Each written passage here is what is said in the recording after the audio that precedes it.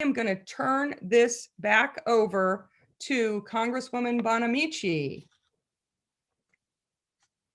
Thank you. Thank you. Thank you so much, Kate. Wow, that was really exciting. Thanks to everybody who's helping out the Washington County Democrats tonight.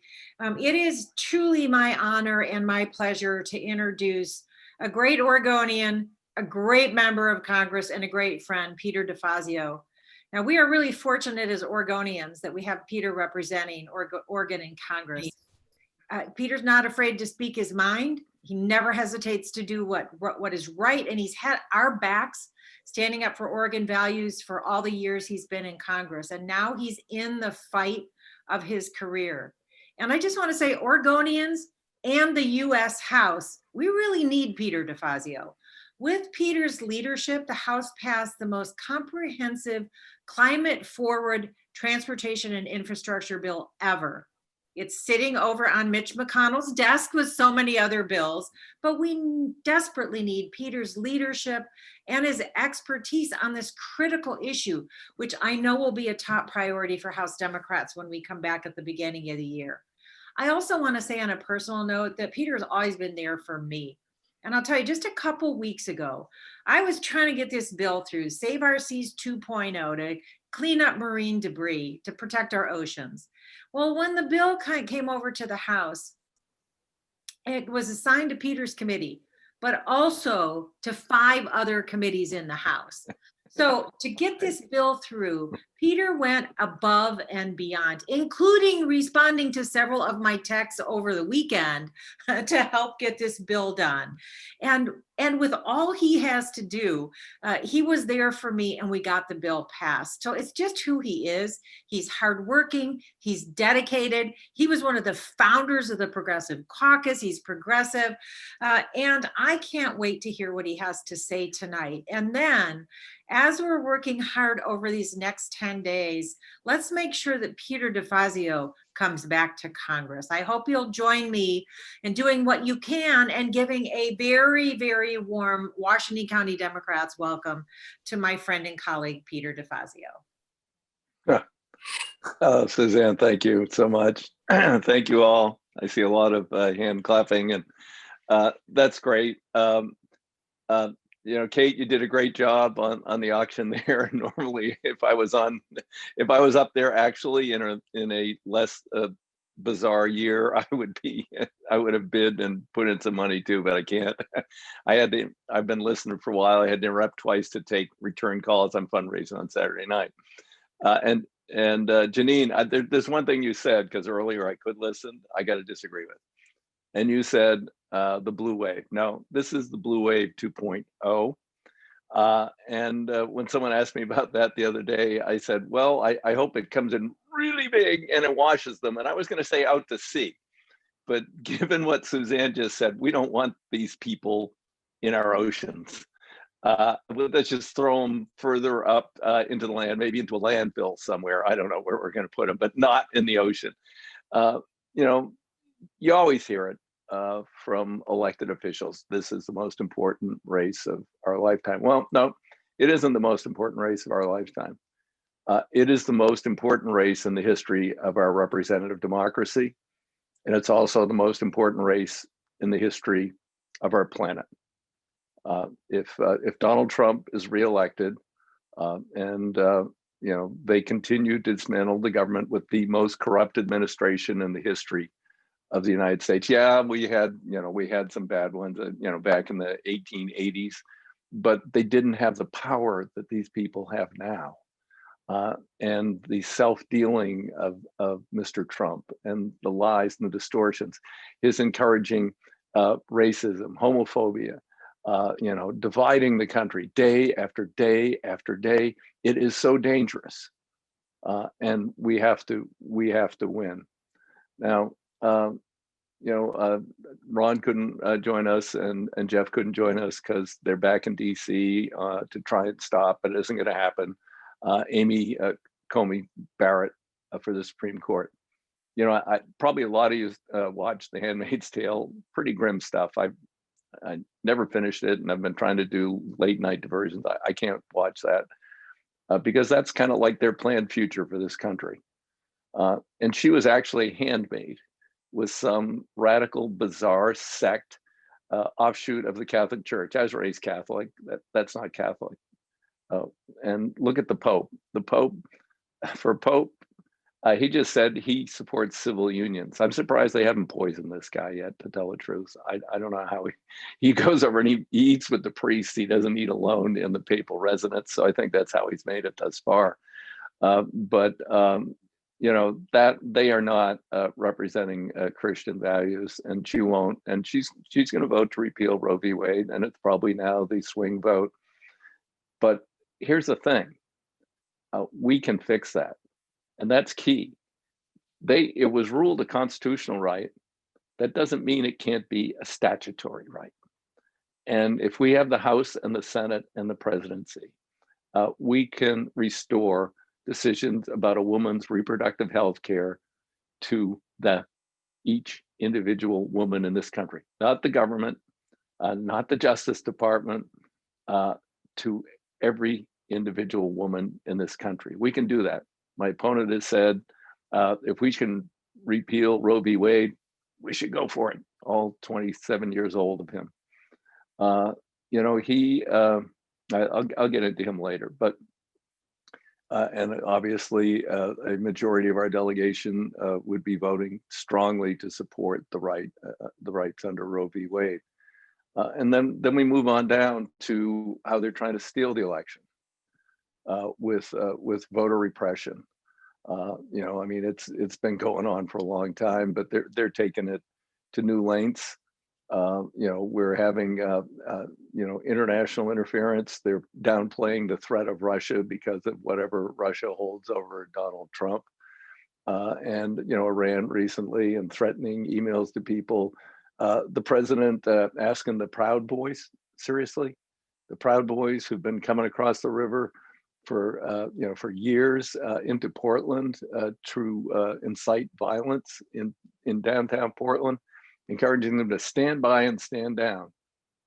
That is going to be the lowest moment of a presidency in the history of the United States of America. I mean, this is you know, a white supremacist group who avow violence. They're associated with Boogaloo, who are talking about the Civil War to take over the country.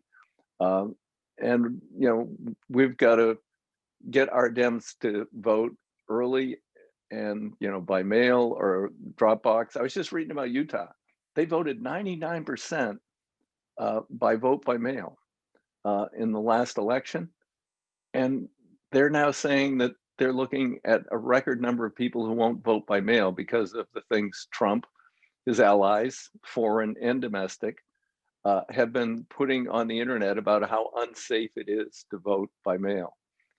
But you know, we know it's safe. We've been doing it for a long time. We have universal vote by mail. Trump says he's against it. Oh, by the way, he does vote by mail, and he votes in a state that does have universal vote by mail, but he's against it, except well in Florida, where he now lives. And my opponent's the same thing. Well, I'm against universal vote by mail. Well, not in Oregon. Well, universal vote by mail is you're registered to vote legitimately, you prove your qualifications, you get a ballot in the mail, and you send it back, or you drop it in a drop box. You know, we have a postmaster general, so-called, appointed by Trump, Mr. DeJoy, a corporate takeover specialist, who spent you know, the summer trying to dismantle the postal service. And you know, I was filming ads on the hottest day in July or early August in history, and it was like 100 degrees, and we're taking a break at lunch, and I said, could we just go do something fun? And we had located a mailbox nearby, and we went over there, and I chained myself to a blue box, and with the help of my fabulous campaign manager, Carly Gabrielson. And that got, I don't know what it's up to now. I mean, pretty close to 1 million views. And guess what? We just had a federal judge. Thank God they haven't totally corrupted the federal judiciary yet. If they have another 4 years, they will. In Montana, in a binding nationwide ruling, unless overturned by the Supreme Court, and I don't think they're going to go there, say he's got to put back the blue boxes, he's got to put back the machines, and he's got to pay overtimes and give preference to the ballots. they're going to try everything they have in their arsenal to steal this election. But we're not going to let them do that. The margins have to be really big. I watch 538 every day. I'm sure a lot of you do. I predicted before Trump won a single primary, he was going to be the next president because of the makeup of my district. And Washington County is not as diverse as my district, but you've got pockets, so you understand what I'm talking about. It's not Eugene, it's not Portland. It's a very large and very diverse district. Hillary won by 554 votes last time. Joe is a little bit underwater. I have to run ahead of Joe in this race. And nationwide, our colleagues, our friends in state parties all across the country, in critical states, have to continue to push all the way until the last minutes on election day.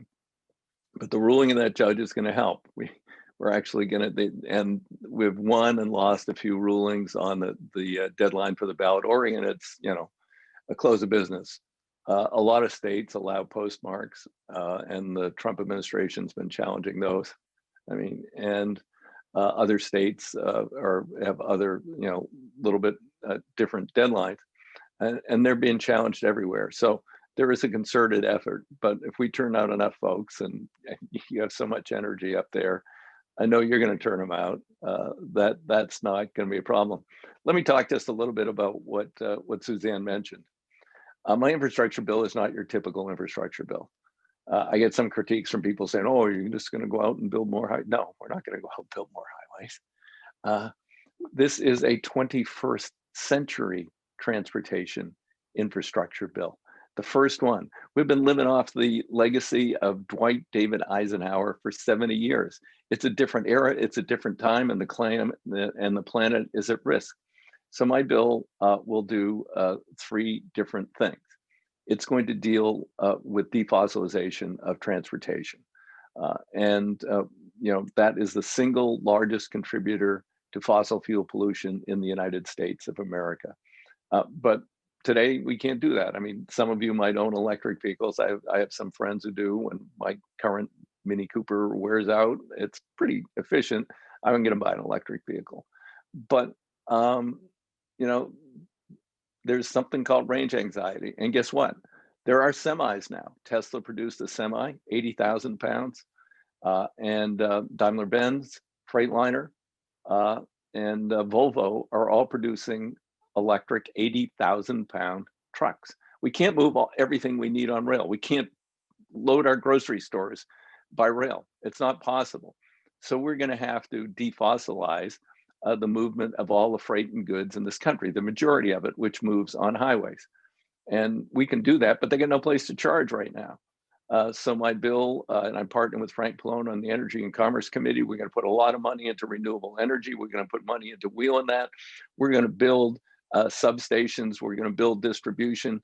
We're going to give incentives for charging stations all around the country. We're having trouble with the unions, and I'm sure some of you have heard that. I was on a big call with IBEW the other night. They're saying, "What's this with you sponsoring the Green New Deal?" And I said, well, let me tell you, the Green New Deal was just rhetorical, and it just meant you think climate change is a huge issue. I'm applying it. Here's how I'm applying it. And after I finished describing what we're going to do in electrification, National Highway Network, they said, "Oh, we're going to have to get a lot more apprentices." So we can redo this. And Lunch Bucket Joe wants to do that. We're going to rebuild it. We're going to rebuild it to move beyond fossil fuel pollution. We're going to rebuild it resistant to severe weather events on the West Coast. We're going to rebuild it resistant to what we know is coming, ultimately a catastrophic earthquake. And we're going to do that and create one hell of a lot of jobs, millions of jobs, not just in construction, design, engineering, small business, minority business enterprises, manufacturing, you name it, the biggest multiplier effect you can get. I was talking to this guy, Steve Ricchetti. A lot of you don't know him. I've known him for a long time. He might be Biden's chief of staff, otherwise he'd be very prominent. And he called me up and he was asking about my race. They're concerned. Joe is going to do a statewide mailing for me. And he said, we tracked your bill. We like it a lot. He said you deal with three things. You deal with climate change, and you deal with our deteriorated infrastructure, and you are the recovery package. You are the package. When we get past this COVID stuff, Nancy's still trying to negotiate with these jerks on another mitigation package. But when we get past that, when we are starting the economic recovery, when we come out of this, the country is going to be in a very deep hole if the Republicans have their way. I mean, we'll virtually be in a depression, according to Trump's own appointed head of the Federal Reserve. So we need a recovery package. And Steve said, your bill and the bills associated with it, which go to housing, which go to safe schools for kids, and the Postal Service and other things, that's the recovery package. And I said, well, Steve, I'll be ready to go in March. He's like, no. And I'm like, oh God, no, don't delay me. He says, Joe wants to do it in February. Joe wants to do this in February. After 7 fake infrastructure weeks with Donald Trump, the builder, so-called, we are finally going to do it. Put millions of people to work, deal with climate change, and rebuild our infrastructure. That is just absolutely critical that we move along. But we're not going to do it with these people. I sent the bill to the Senate. It was a package called Moving Forward. My part was in the Best Act. Nancy had me manage the whole thing on the floor. It took 3 days on the floor. It took me 24 hours in committee. The Republicans kept saying, well, we'll go along with resilience, but we can't do this climate change stuff. I said, why do you think you have to build to deal with sea level rise? Why do you think you have to build to deal with severe weather events and floods and stuff we've never had before? Why do we have to deal with wildfires that are unbelievably beyond anything we've ever experienced? I said, you can't just say, oh, we'll build resilient and not deal with climate change. They wouldn't go there.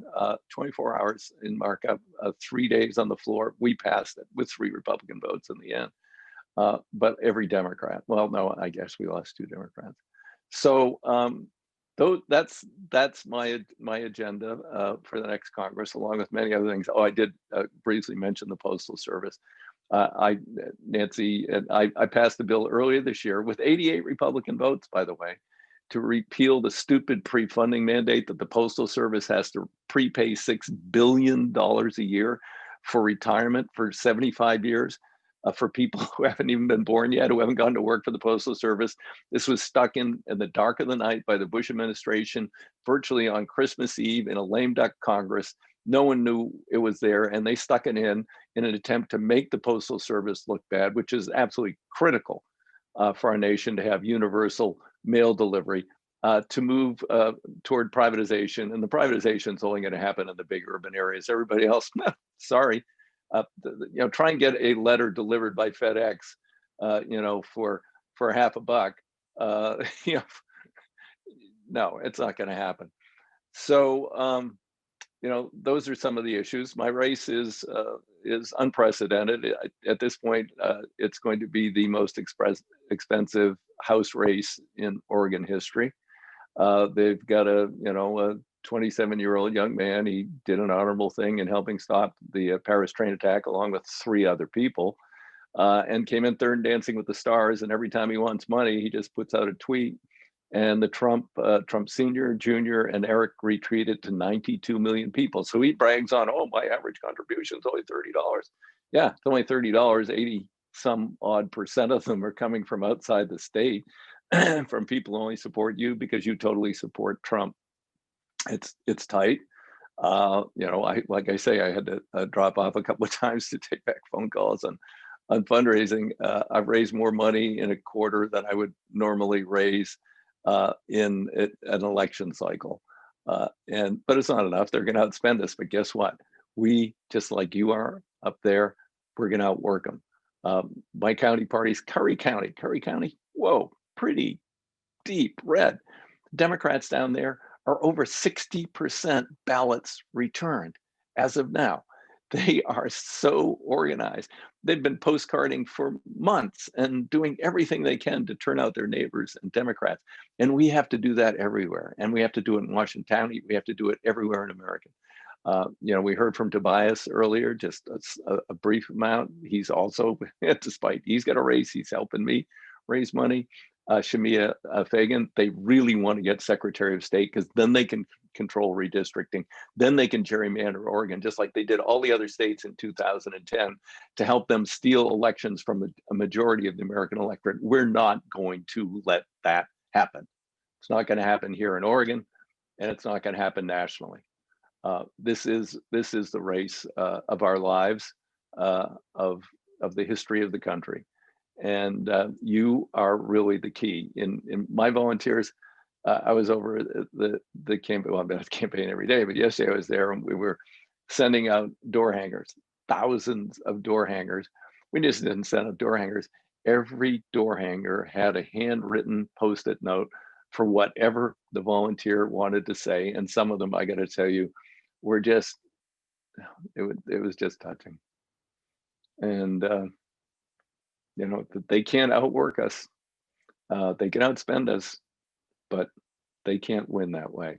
Let's prove it.